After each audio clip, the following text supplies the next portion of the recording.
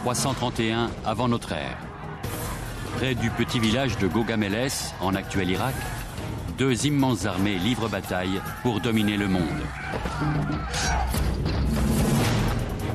D'un côté, le grand roi de Perse, Darius, à la tête de la plus grande armée de la Terre.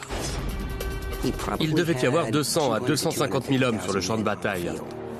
De l'autre, une troupe 5 fois moins nombreuse menée par un jeune homme de 26 ans, Alexandre. Malgré son jeune âge, c'était déjà un commandant chevronné. Venez découvrir, comme vous ne l'avez jamais vu, la plus grande bataille de l'Antiquité. Ses stratégies novatrices et ses armes étonnantes. Ils avaient une arme de ce type, une lance extrêmement aérodynamique. Qui était Alexandre? Comment a-t-il pu se mesurer à une armée 5 fois plus grande que la sienne? Ces tactiques sont encore utilisées de nos jours. Quelle était l'arme secrète d'Alexandre? Alexandre était un véritable phénomène. Remontons le temps pour entrer au cœur d'un affrontement sans précédent. La bataille de Gaugamélès a marqué un tournant dans l'histoire. Les forces ennemies sont en place. Malgré l'inégalité numérique, elles vont se livrer une bataille sans merci. Une bataille qui changera l'histoire et fera connaître le jeune Alexandre de Macédoine comme Alexandre le Grand.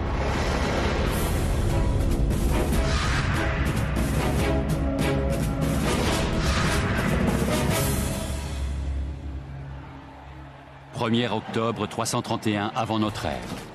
Non loin du village de Gaugamélès, les deux armées les plus puissantes du monde, l'armée perse et l'armée macédonienne, se font face. Malgré leur infériorité numérique, les Macédoniens chargent les premiers. Leur jeune commandant, Alexandre, donne l'ordre à ses troupes d'élite d'attaquer le centre du front perse.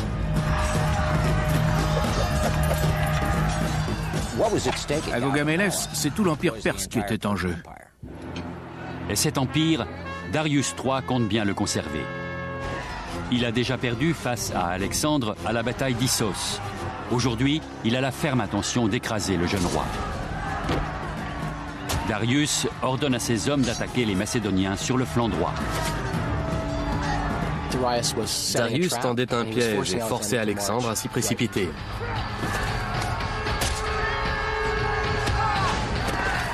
Le roi de Perse envoie ses armes les plus meurtrières, des chars de guerre conçus pour déchiqueter l'ennemi. Comment réagir face à ça? Face à cette marée humaine équipée d'armes terrifiantes, Alexandre parviendra-t-il à sauver ses hommes et son royaume? L'histoire commence bien avant Gaugamélès, dans une province montagneuse du nord de la péninsule hellénique, la Macédoine. Pour les Grecs, les Macédoniens sont des sauvages, car ils vivent sous un régime monarchique et non démocratique. Qui plus est, dès leur plus tendre enfance, tous les jeunes gens sont élevés pour devenir des guerriers.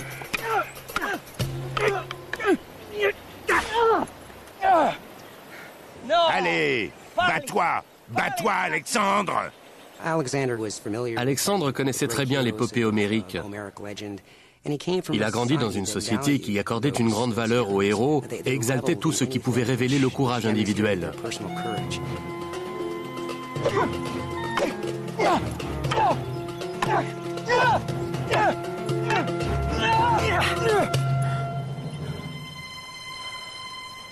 Le père d'Alexandre est le roi Philippe II de Macédoine. Ce grand conquérant, aujourd'hui grisonnant, a passé sa vie à étudier l'art de la guerre. C'est Philippe qui, à la tête de son armée, a unifié la Macédoine. À 16 ans, il nomme Alexandre commandant de cavalerie. Philippe n'est pas seulement un grand homme d'État, c'est aussi un grand novateur. Philippe a fait de la Macédoine l'État le plus puissant du monde antique. Il a littéralement révolutionné l'organisation et les pratiques militaires. Philippe crée une armée professionnelle, il paie ses hommes et il les paie bien. Ils s'entraînaient toute l'année. Les hommes d'une même région étaient regroupés entre eux, ce qui donnait des unités très soudées, très entraînées et par conséquent extrêmement efficaces. Philippe a fait de la Macédoine une puissance régionale. À présent, c'est toute la Grèce qu'il entend soumettre à son autorité. Parménion, comment vont nos affaires? Eh bien, Athènes et Thèbes posent problème. Faut régler ça. Ne t'inquiète pas pour Athènes. On peut s'occuper séparément des deux cités. Alexandre sera mon général. Il est prêt à se battre. Alexandre.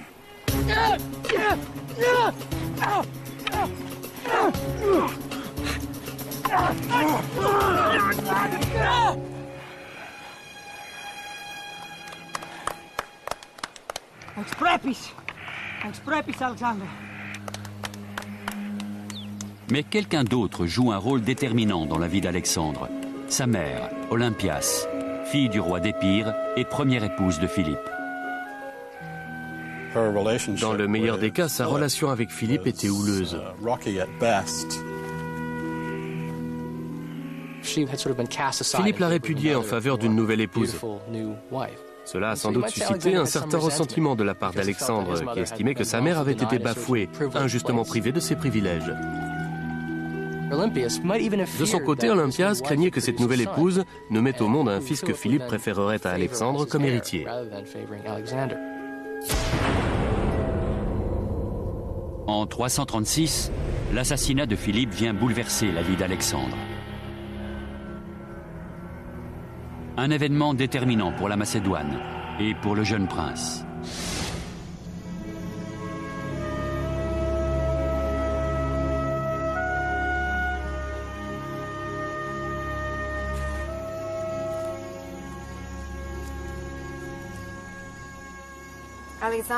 Alexandre.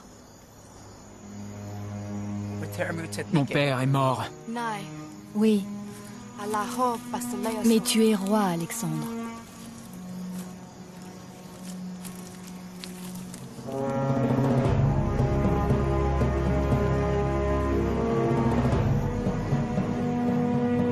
Si Philippe n'est plus, ses projets de conquête demeurent vivaces. À 20 ans à peine, Alexandre prend la tête de l'armée pour écraser la rébellion qui agite les cités grecques depuis la mort de son père. Rien ne peut arrêter l'armée macédonienne. Après avoir soumis Athènes et les autres cités-États, le jeune roi tourne ses regards vers l'Orient, en direction de la Perse. L'Empire perse a été le premier empire de l'histoire. Jusque-là, jamais le monde n'avait rien connu d'aussi grand, d'aussi organisé. À son apogée, il s'étendait de la frontière indo-pakistanaise jusqu'à la Macédoine, en passant par l'Égypte au sud. Les Perses et les Grecs se faisaient régulièrement la guerre depuis à peu près 550 avant Jésus-Christ, c'est-à-dire plus de 200 ans. La Perse avait envahi la Grèce, conquis la Macédoine, réduit Athènes en cendres, violé les temples des dieux. Alexandre a grandi avec l'idée que la conquête suprême, c'était l'Empire perse.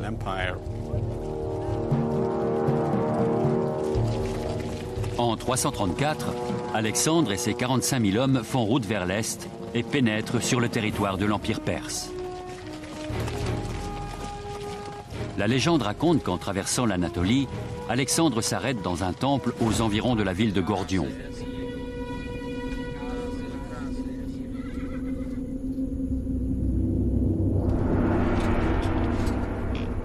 Ce temple abrite une célèbre énigme, le nœud gordien, porteur d'une prophétie divine.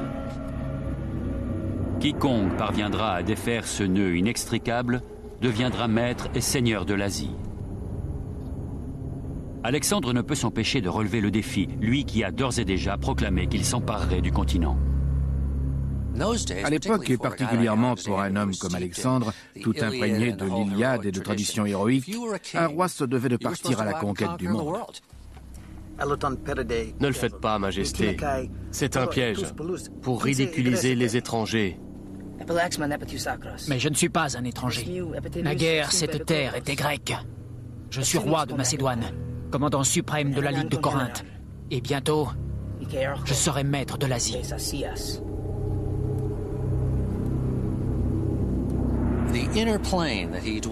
Son monde intérieur était peuplé de héros comme Achille, Hector ou Héraclès. C'étaient ses modèles, et il voulait, comme eux, laisser derrière lui une renommée éternelle, accomplir des exploits sans précédent. Allons-nous-en, Majesté. Je pense que ce nœud est vraiment impossible à dénouer. La prophétie ne dit pas qu'il doit être dénoué. Elle dit qu'il doit être défait.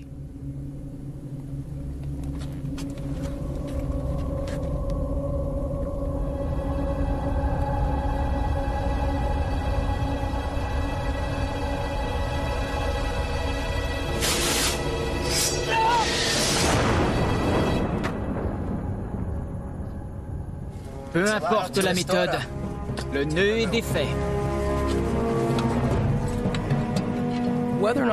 Que cette histoire soit vraie ou non, elle est révélatrice du caractère d'Alexandre. Elle nous apprend qu'il était prêt à chercher des solutions inventives, et plus encore qu'il était déterminé à réussir. Les historiens sont partagés sur la véracité de l'épisode gordien. En revanche, ils sont unanimes sur la volonté et le génie d'Alexandre. Deux qualités qui ne tarderont pas à être mises à l'épreuve lors de l'une des plus grandes batailles de l'Antiquité. À présent, l'affrontement est imminent. C'est un choc de titans qui scellera le destin de l'ensemble du monde connu.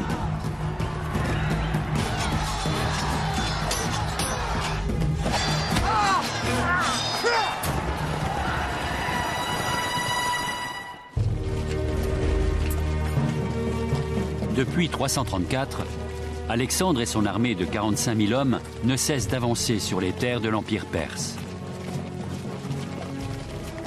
Mais l'invasion passe quasiment inaperçue aux yeux du grand roi.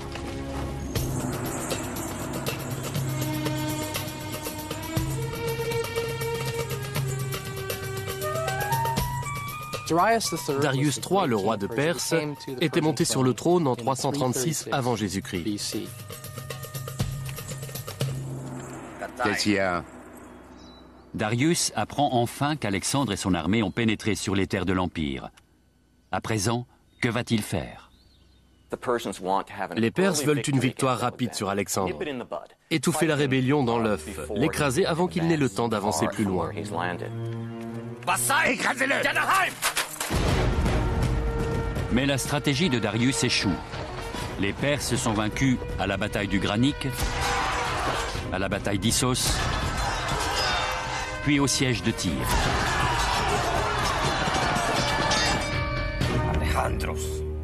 Face aux déroutantes victoires du jeune général, Darius entreprend de renforcer son armée. La plupart de ses conseillers lui disaient « N'affrontez pas Alexandre en bataille rangée, son armée est trop forte. C'est beaucoup trop risqué. Mieux vaut éviter le combat et battre en retraite. » Laissez au formidable terrain du sud-ouest asiatique le soin de triompher d'Alexandre. Détruisez toute nourriture, brûlez les cultures, affamez-le. C'est ainsi que vous prendrez le chemin de la victoire. Mais Darius a énormément de mal à suivre ce genre de conseils, parce qu'il doit faire ses preuves et traditionnellement, un roi perse fait ses preuves en remportant des batailles. Malgré tout, avant le bras de fer final, Darius tente de négocier avec Alexandre. Il envoie plusieurs courriers à Alexandre dans lesquels il propose différentes modalités de paix. Si Alexandre met un terme à sa campagne, Darius lui promet de l'argent, la moitié de son empire, déjà conquise à ce moment-là, et même la main de sa fille. Alexandre aurait répondu en substance « Pourquoi devrais-je négocier avec vous pour des choses qui m'appartiennent déjà ?» Relis-la. Mais grand roi... Relis! Alexandre à Darius, désormais, tout ce que vous possédez m'appartient. Pour défendre votre trône, levez-vous et battez-vous. À Gaugamélès, c'est tout l'Empire perse qui était en jeu. Si Alexandre parvenait à pousser Darius à se battre et remporter la victoire, il pourrait légitimement prétendre à gouverner l'Empire. Comment s'appelle ce village, là-bas? Il s'appelle Gaugamélès, grand roi. dit au jeune roi que je l'écraserai à Gaugamélès.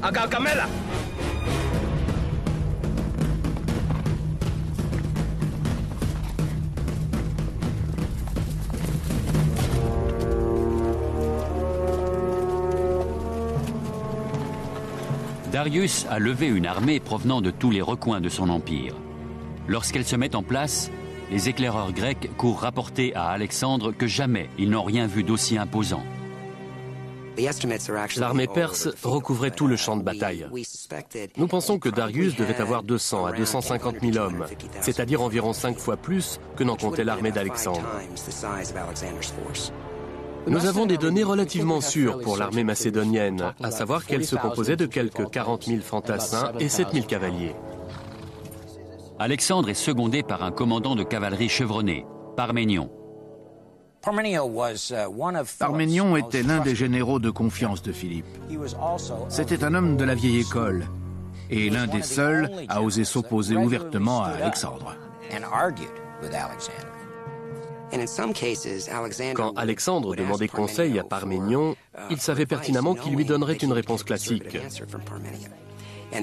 Il voulait savoir comment un commandant conventionnel envisagerait la situation et souvent, il s'appuyait là-dessus pour élaborer une tactique capable de prendre son adversaire à contre-pied. Si l'inégalité numérique n'effraie pas le jeune Alexandre, il n'en va pas de même pour le vieux général. Parménion veut attaquer de nuit, pendant le sommeil de l'ennemi. Écoute, ils sont peut-être plus nombreux que nous, mais une attaque furtive serait déshonorante et lâche.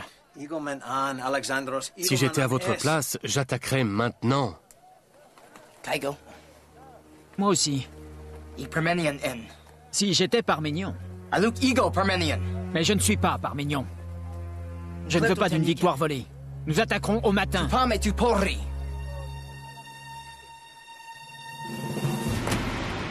Il était arrogant et effronté, mais il n'avait pas le choix pour être obéi. S'attendant à une attaque nocturne, Darius fait veiller ses troupes toute la nuit. L'armée perse n'est pas un corps uni. Elle se compose d'une multitude de bataillons enrôlés par les gouverneurs ou satrapes des 4 coins de l'empire. Le roi allait voir le satrape et disait « Cette année, votre impôt sera de 1000 hommes ». Il venait d'une multitude de régions différentes, de l'Éthiopie jusqu'à la Bactriane, l'actuel Afghanistan. L'armée perse était donc formée de troupes de langues différentes, de cultures différentes, maniant des armes différentes. La plupart des guerriers perses ne portaient ni armure ni casque et étaient équipés d'une lance de 2,50 m et d'un bouclier en osier. Mais cette infériorité en armes, l'armée de Darius la compensait par le nombre. Les Perses ne sont pas une bande de sauvages indisciplinés. Leur stratégie fonctionne depuis des centaines d'années. Ils ont conquis un immense empire. Ils ont fait leurs preuves. Face à cette gigantesque armée, Alexandre a un avantage. La phalange macédonienne. Dale Dye, capitaine retraité de la marine américaine, historien et conseiller pour le cinéma, a étudié les techniques de guerre macédoniennes. La phalange macédonienne est probablement l'arme de guerre la plus puissante du monde antique. La phalange se divise en syntagmes. Chaque syntagme formant un carré de 256 hommes, constitué de 16 files de 16 hommes. Une fois que la formation était en marche, ses membres n'avaient plus moyen de reculer. Ils avançaient comme un véritable mur de muscles et de fer de lance. C'est ce qui faisait la puissance écrasante de la phalange. Le premier rang était constitué des guerriers les plus chevronnés, ceux qui avaient prouvé leur courage sur le champ de bataille, ceux à qui on pouvait faire confiance pour aller au-devant de l'ennemi.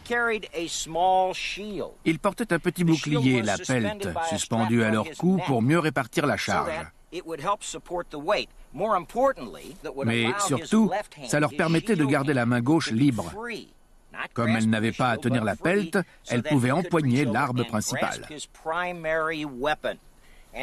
Et cette arme principale, c'était la sarisse. D'après ce qu'on sait, la sarisse devait mesurer entre 4 et 5,50 m. Traditionnellement, les lances faisaient de 2 mètres à 2,50 m. Mais Philippe a doté son infanterie de lances beaucoup plus longues, ce qui lui donnait un avantage sur les fantassins grecs ou perses. Imaginez 256 haris aux pointes effilées qui s'étendent à plus de 5 mètres à l'avant du syntagme. Un porc-épic hérissé de fer de lance que l'ennemi ne peut approcher ni par le bas, ni par le haut, ni par le côté. La phalange avait de quoi faire peur, non? Mettons-nous dans la peau d'un soldat perse. Phalange, en position, chargez! À l'aube du 1er octobre 331 avant Jésus-Christ, la phalange prend position sur le champ de bataille de Gaugamélès.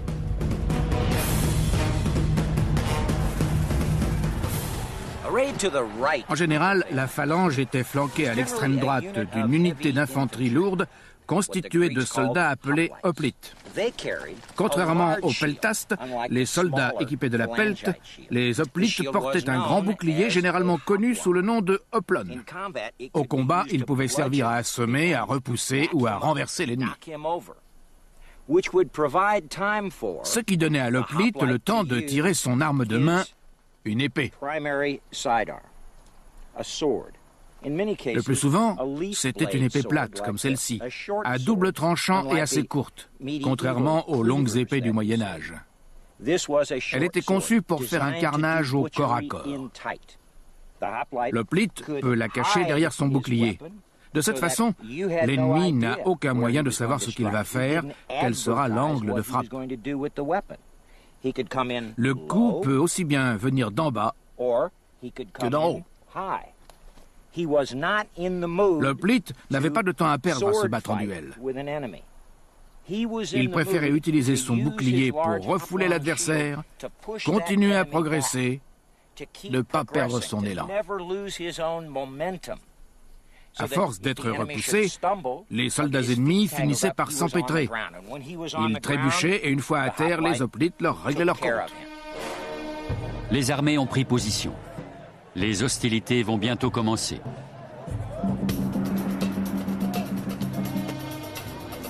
Manifestement, Darius pensait que la bataille de Gaugamélès scellerait sa victoire. Le moment est décisif pour Alexandre et pour l'avenir du monde.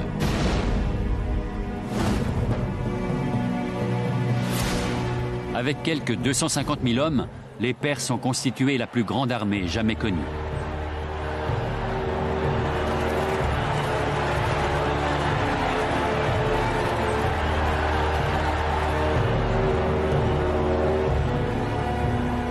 En face, celle d'Alexandre n'en compte que 45 000. Les enjeux sont considérables. D'un côté, Darius sait que s'il perd cette bataille, c'est son empire qu'il perd avec elle. De l'autre, Alexandre joue son va-tout sur la victoire pour devenir roi de Perse.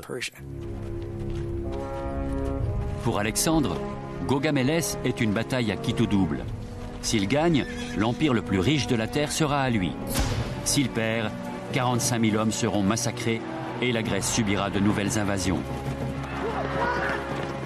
L'avenir de deux continents est entre les mains d'un jeune homme de 26 ans.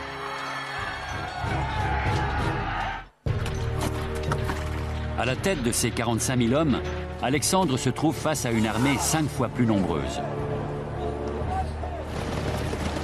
Dans les deux camps, les meilleurs guerriers sont déployés en ligne continue sur près de 4 kilomètres.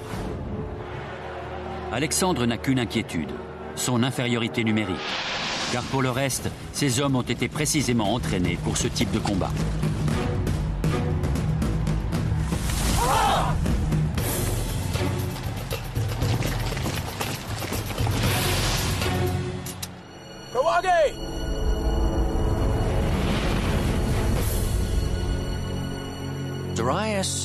Darius a déployé ses forces de manière absolument terrifiante. Son armée s'étend sur 4 kilomètres et il a ménagé des ouvertures, de larges zones déblayées pour permettre l'avancée des chars à faux. ses chars armés de lames d'acier à l'avant et sur les côtés.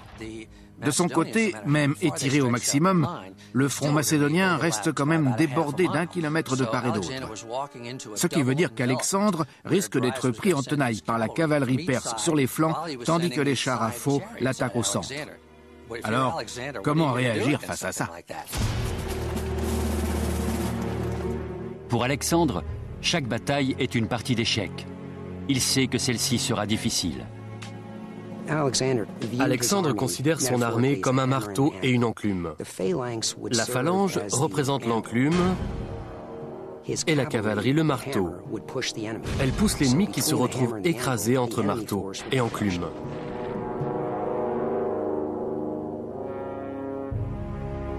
Dans toutes les batailles précédentes, la tactique du marteau et de l'enclume a fonctionné à la perfection. Mais à Gaugamélès, cette stratégie est inenvisageable. Face à un front de 4 km, la cavalerie macédonienne n'a aucune chance de déborder l'armée perse. Alexandre doit établir une nouvelle stratégie. D'abord, il regroupe sa phalange en syntagme, 256 guerriers disposés en carré de 16 hommes par côté, une formation quasiment impossible à arrêter. À l'époque, ce procédé est une révolution. Ensuite, comment utiliser au mieux son deuxième point fort, la cavalerie lourde? Plus armés qu'aucun autre et entraînés à se déplacer comme une entité, les cavaliers macédoniens sont considérés comme les meilleurs du monde. Protégés d'un casque et d'un plastron de bronze, ils sont armés d'une lance appelée Xyston. Le Xyston mesurait à peu près 3 mètres, alors qu'en général, les lances de cavalerie n'en faisaient que 2. Les cavaliers d'Alexandre pouvaient donc atteindre leurs ennemis avant d'être touchés. Les cavaliers portent également un sabre courbe à simple tranchant, le kopis. Le kopis était une arme incroyable, beaucoup plus sophistiquée que l'épée des fantassins. En raison de sa forme, de l'épaisseur du métal à cet endroit et de sa finesse ici, quand on frappe avec, le mouvement décuple sa puissance comme une machette ou une hache. On peut faire des dégâts terribles avec ça. Rien de tel pour couper les jarrets. Alexandre doit maintenant trouver comment tirer le meilleur parti de sa phalange et de sa cavalerie. Et sa tactique va révolutionner la stratégie traditionnelle. Au lieu de se déployer face à l'ennemi, il dispose son infanterie en diagonale. Il prend position sur le champ de bataille en une formation très étrange pour l'époque. Si l'on devait la décrire en termes militaires d'aujourd'hui, on dirait qu'Alexandre dispose ses troupes en échelon, refusées à gauche. Ces termes modernes signifient que les syntagmes macédoniens sont déployés en diagonale, flanc gauche pointant vers l'extérieur et non vers les lignes ennemies, afin de prévenir toute attaque latérale. L'échelon, c'est-à-dire l'angle adopté, ne peut que surprendre un ennemi qui n'a jamais vu cela auparavant.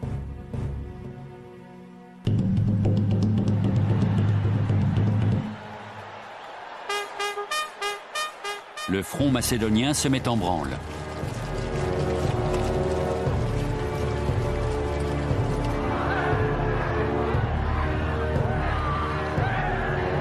En première ligne des forces perses se dressent les Immortels, la garde d'élite de Darius.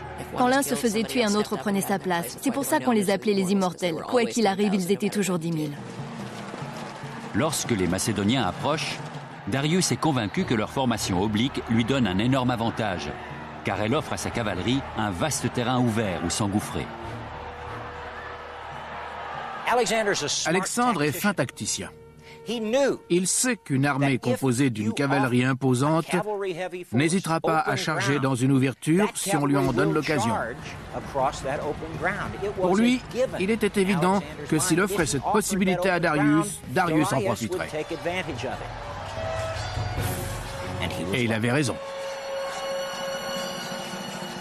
Darius ordonne à sa cavalerie de charger à gauche.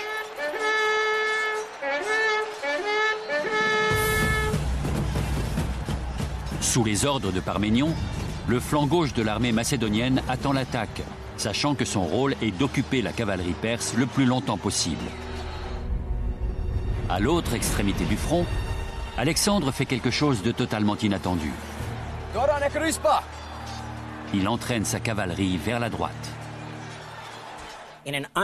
Alexandre réalise une manœuvre surprenante, particulièrement pour Darius. Il se met à chevaucher le long de la ligne de front. Darius est totalement dérouté. Il commence à craindre qu'Alexandre ne sorte du champ de bataille qu'il a soigneusement préparé. Ou, plus probablement, il craint qu'Alexandre n'arrive à le déborder, à virer à gauche, puis à remonter ses troupes pour les battre en brèche. Darius ne peut pas le laisser faire. Il donne l'ordre à son cousin Bessus, qui commande la cavalerie bactrienne, c'est-à-dire la cavalerie lourde postée sur le flanc gauche, d'empêcher ça. Immédiatement, Bessus et sa cavalerie se mettent à avancer parallèlement à Alexandre.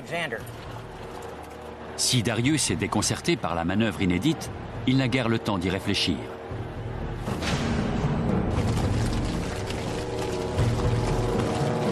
Au centre, la collision est imminente entre l'invincible phalange macédonienne et les valeureux immortels.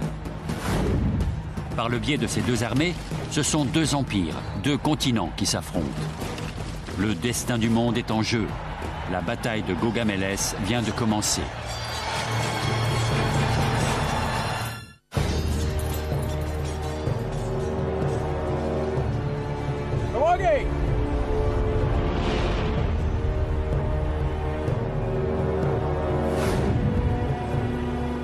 Nous sommes le 1er octobre 331 avant notre ère. Malgré son infériorité numérique, l'armée d'Alexandre charge le front perse.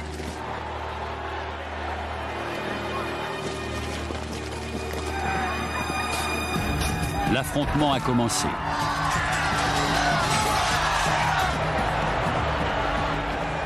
Tandis qu'à gauche et au centre, la bataille fait rage, Alexandre et ses compagnons poursuivent vers la droite. En face, la cavalerie perse les suit pas à pas. Mais Alexandre a une arme secrète. Caché derrière les chevaux, tout un régiment de peltastes avance avec lui.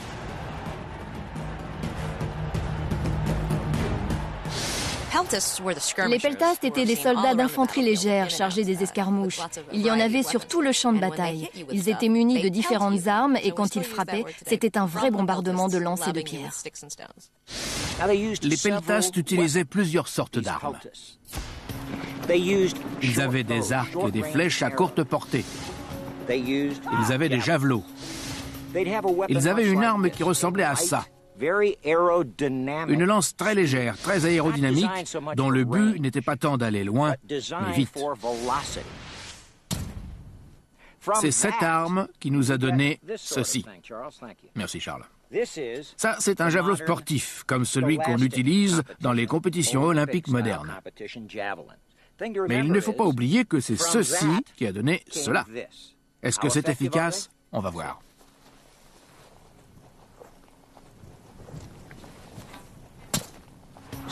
Les peltastes postés à l'avant de la ligne de front utilisaient ces javelots pour abattre les cibles importantes, les officiers, les conducteurs de chars à faux, mais aussi pour déstabiliser l'ennemi, le pousser à bout. Ils avaient également une arme assez répandue à l'époque, la fronde. C'était un appareil très simple. Il devait ressembler à ça. Un morceau de cuir, cousu en forme de poche pour accueillir le projectile ou la pierre, et deux lanières de cuir tressées ou entrelacées permettant de lancer le projectile.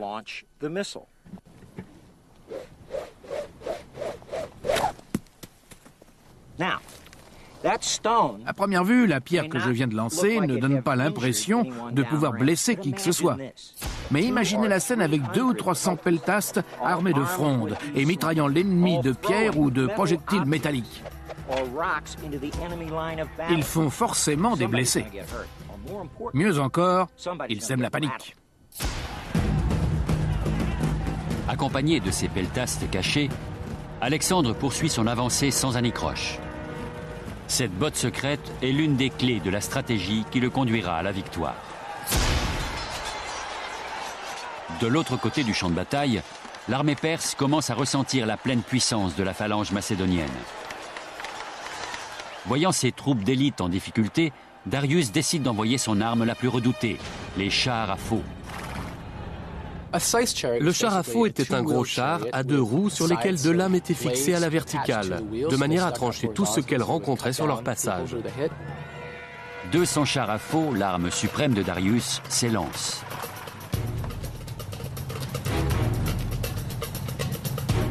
Face à une telle attaque, la plupart des généraux n'auraient sans doute envisagé que 2 solutions. Soit tenter de tenir leur position, soit battre en retraite et se regrouper plus tard. Mais Alexandre a mis au point une défense diabolique. Darius lance ses chars. Mais Alexandre l'a prévu et il a montré à ses hommes comment les prendre au piège. C'est une manœuvre simple que l'on étudie encore aujourd'hui dans les cours de tactique, la nourricière. Jamais un cheval ne se précipitera sur une ligne hérissée de lances acérées. En revanche, si un espace libre s'ouvre devant lui, il foncera droit devant. Le piège peut alors se refermer. Vous pouvez étriper le cheval, mettre le conducteur du char à terre et le tuer. C'est ce qu'Alexandre a fait. Les Macédoniens parviennent à retourner en leur faveur l'élan des chars. En quelques minutes, la menace est neutralisée. Après Gaugamélès, les chars à faux ne seront plus jamais une arme décisive. La bataille fait rage. Violemment attaqué, le flanc gauche de Parménion menace de s'effondrer. De l'autre côté, Alexandre continue à s'éloigner des affrontements. Mais pourquoi? Sur le champ de bataille, la situation est maintenant critique. Au centre, la phalange macédonienne se bat vaillamment, tandis qu'à droite, Alexandre chevauche toujours plus loin. Dans le même temps, sur le flanc gauche, Parménion est en difficulté. Dépassé en nombre, ses troupes sont au bord de la déroute. Il demande des renforts à Alexandre, mais le message ne parvient pas à son destinataire. Dans l'Antiquité, les moyens de communication sur le champ de bataille étaient au mieux primitifs. Toutes les communications étaient transmises par des instruments de musique. Il y avait des trompettes, elles jouaient d'abord une mélodie qui désignait l'unité concernée, puis une deuxième série de notes indiquait au commandant de ladite unité ce qu'il devait faire. Il y avait aussi des percussions. Là, le rythme employé indiquait s'il fallait aller plus vite, moins vite, tourner à gauche ou à droite. C'était très compliqué et probablement très difficile de ne pas s'y perdre.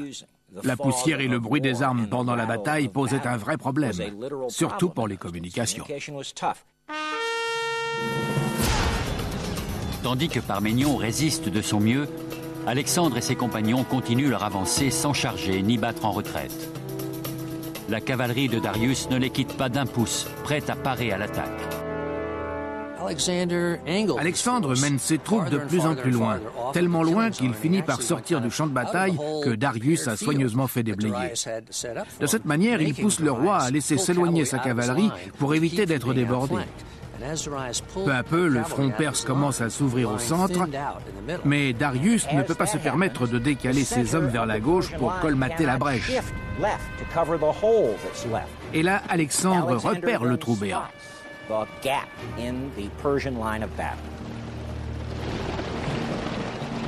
La stratégie fantaisiste d'Alexandre a semé le désordre dans les lignes perses et ouvert une brèche dans le front ennemi. Mais comment l'exploiter? Comme tous les grands généraux, il sent. Il sent le moment où cette porte s'ouvre.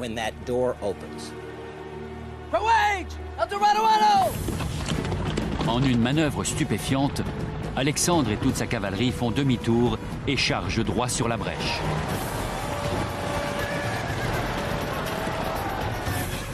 Découverts, les peltastes pilonnent les cavaliers perses à coups de pierre, de javelots et de flèches pour les empêcher de poursuivre Alexandre et ses compagnons.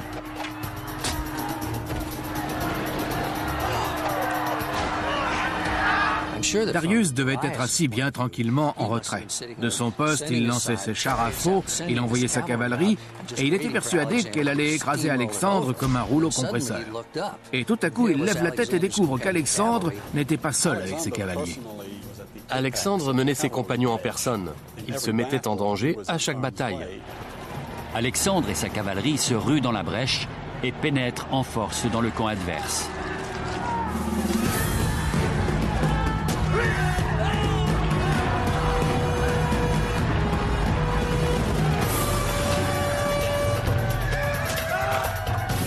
La phalange et l'enclume. À présent, le marteau est en place.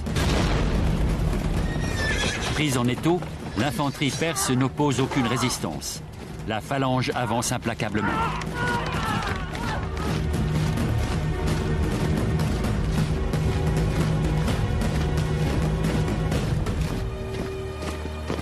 Les rangs perses se disloquent. Les soldats prennent la fuite. Maintenant que le centre a cédé, Alexandre n'a plus qu'un seul but, le but ultime depuis que la guerre existe, tuer le roi. Alexandre n'avait qu'une idée en tête pendant toute la bataille. Affronter Darius en combat singulier, le tuer et accrocher sa tête au bout de sa lance.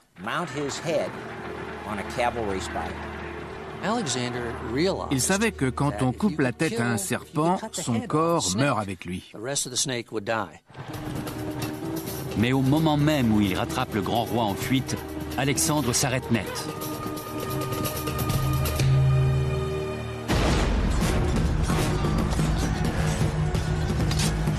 Il vient d'apprendre que les troupes de Parménion sont à bout de force, sur le point d'être écrasées. Elles ont besoin de son aide. Que faire? Tuer le roi ou sauver ses troupes? Sa décision pourrait modifier l'issue de la bataille.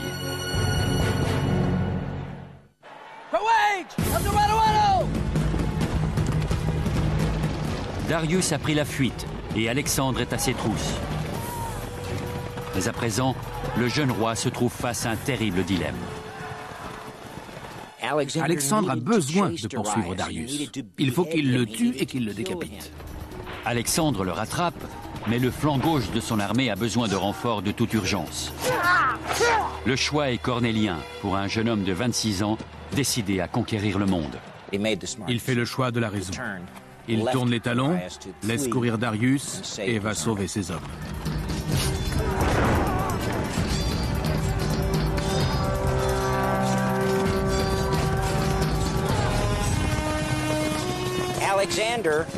À son arrivée, Alexandre trouve ses soldats en déroute qui tombent l'un après l'autre.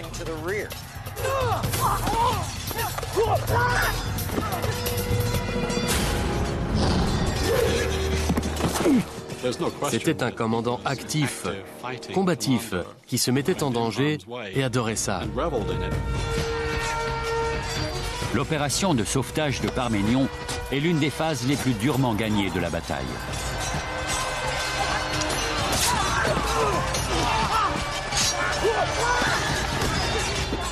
Alexandre lui-même, comme n'importe quel soldat, sera blessé au combat.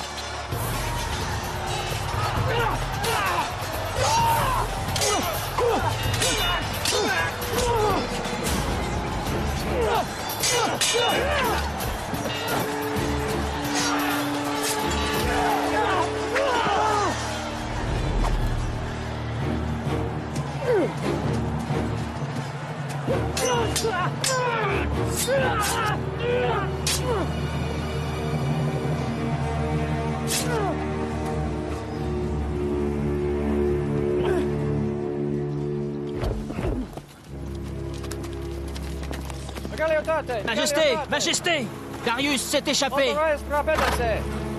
Pour Alexandre, la victoire est amère. Il est venu à la rescousse de son flanc gauche. Il a sauvé son armée. Et il a remporté la bataille de Gaugamélès. En fin d'après-midi, la bataille est terminée. Alexandre est entré dans la légende. Merci mon roi. L'honneur est pour moi. On pourrait presque dire que pour Alexandre, Gaugamélès a été l'ultime bataille, la bataille décisive. Après ça, il s'approprie peu à peu tous les titres du grand roi de Perse. Alexandre poursuivit sa route vers l'Est et conquit le reste de l'Empire perse. Il traversa les déserts de l'actuel Afghanistan et triompha des armées de l'Inde. Je crois que s'il a continué à avancer, c'est uniquement parce qu'il voulait accomplir des exploits sans pareil pour laisser derrière lui une renommée et une gloire éternelle. Il n'a jamais perdu une seule bataille. C'est le plus grand vainqueur étudié en Occident.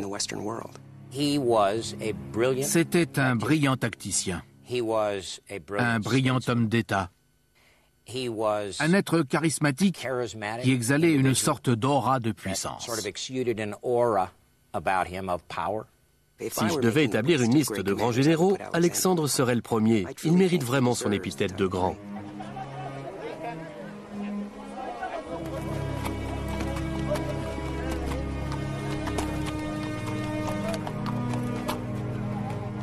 Selon certaines sources, seul 1 millier de Macédoniens